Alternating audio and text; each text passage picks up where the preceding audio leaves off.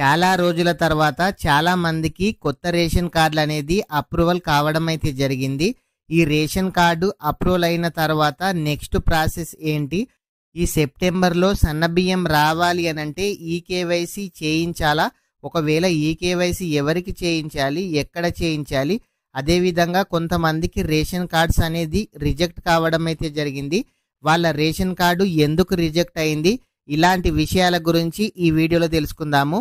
ప్రతి ఒక్కరు కూడా వీడియోనైతే లైక్ చేయండి. అదేవిధంగా మీరు ఎక్కడి నుంచి వీడియో చూస్తున్నారో కామెంట్ అయితే చేయండి. అయితే చాలా రోజుల తర్వాత కొత్త రేషన్ కార్డు అనేది చాలా మందికి రావడం అయితే జరిగింది. మీరు మీ సేవలో కానీ ప్రజాపాలనలో కానీ అప్లికేషన్ చేసుకున్న ప్రతి ఒక్కరు కూడా మీరు ఏ విధంగా స్టేటస్ చెక్ చేసుకోవాలో ఇదివరకే మన ఛానల్లో చాలా వీడియోస్ చేయడం అయితే జరిగింది. మీరు ప్రతి ఒక్కరు కూడా గూగుల్ అయితే ఓపెన్ చేయండి. గూగుల్ ఓపెన్ చేసిన తర్వాత ఎఫ్ఎస్సి సెర్చ్ అని టైప్ చేయండి.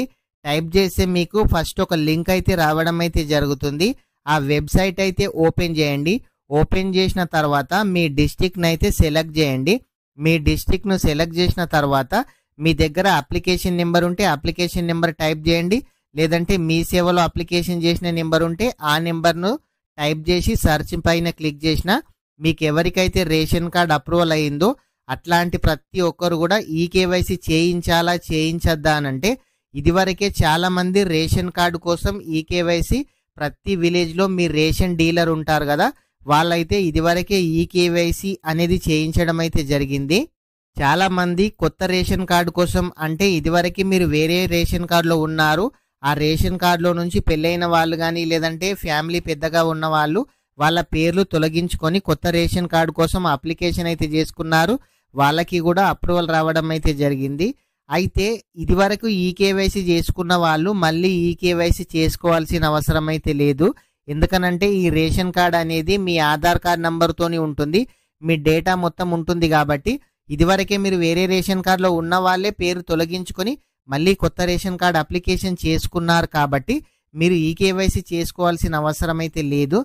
కానీ కొత్తగా మీ పిల్లలను రేషన్ కార్డులో యాడ్ చేయించిన వాళ్ళు మాత్రం ఖచ్చితంగా ఈకేవైసీ అయితే చేయించుకోవాలి.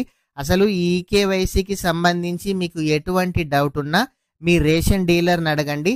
మీ రేషన్ కార్డు అప్రూవల్ అయిన తర్వాత రేషన్ డీలర్ దగ్గర మీ పేర్లు గనక ఉన్నట్లయితేనే మీకు రేషన్ అనేది రావడం అయితే జరుగుతుంది. ఒకవేళ మీ పేర్లు గనక రేషన్ డీలర్ దగ్గర లేనట్లయితే అంటే వాళ్ళ ఆన్లైన్లో మీ పేర్లు గనక చూపించినట్లయితే మీకు బియ్యం అనేది రావు. కాబట్టి వాళ్ళను కూడా అడగండి. అదేవిధంగా రేషన్ కార్డు ఎందుకు డిలీట్ అయింది కూడా చాలా మందికి అర్థమైతే కావడం అయితే లేదు. మీ రేషన్ కార్డు ఎందుకు డిలీట్ అయిందో తెలుసుకోవాలి అంటే నేను డిస్క్రిప్షన్లో లింక్ ఇస్తాను. ఆ లింక్ ఓపెన్ చేసి మీ రేషన్ కార్డ్ నంబర్ని అయితే సెర్చ్ చేయండి. మీకు ఏ రీజన్తోని రేషన్ కార్డ్ అనేది డిలీట్ చేశారో వాళ్ళైతే మీకు అక్కడ రీజన్ చూపించడం అయితే జరుగుతుంది. ప్రతి ఒక్కరు కూడా మీరే మీ మొబైల్లో చెక్ చేసుకోవచ్చు. మీకు అర్థం కాకుంటే మీ దగ్గరలోని ఆన్లైన్ సెంటర్కి అయితే వెళ్ళి మీరైతే చెక్ చేసుకోండి. ఈ రేషన్ కార్డుకి సంబంధించి ఇంకా చాలా టైం అయితే ఉంది. ప్రతి ఒక్కరు కూడా రేషన్ కార్డు కోసం అప్లికేషన్ చేసుకునే వాళ్ళు అప్లికేషన్ చేసుకోండి. అదేవిధంగా ఈ రేషన్ కార్డుకు సంబంధించి ప్రభుత్వ పథకాలకు సంబంధించి ఇట్లాంటి లేటెస్ట్ నోటిఫికేషన్ రాగానే కూడా మన ఛానల్లో రెగ్యులర్గా వీడియోస్ చేయడం అయితే జరుగుతుంది. మొదటిసారిగా మన ఛానల్ చూస్తున్నట్లయితే మన ఛానల్ని సబ్స్క్రైబ్ చేయండి. మీ ఫ్రెండ్స్ అండ్ ఫ్యామిలీ మెంబర్కి వీడియో షేర్ చేయండి.